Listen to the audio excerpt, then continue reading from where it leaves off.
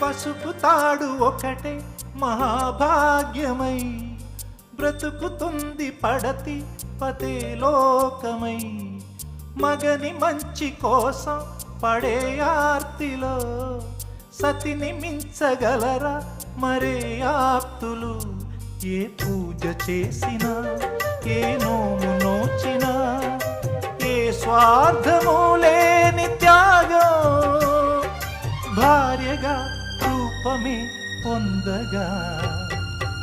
అపురూపమైనదమ్మ ఆడజన్మ, ఆ జన్మకు పరిపూర్ణత ఇల్లాలమ్మా.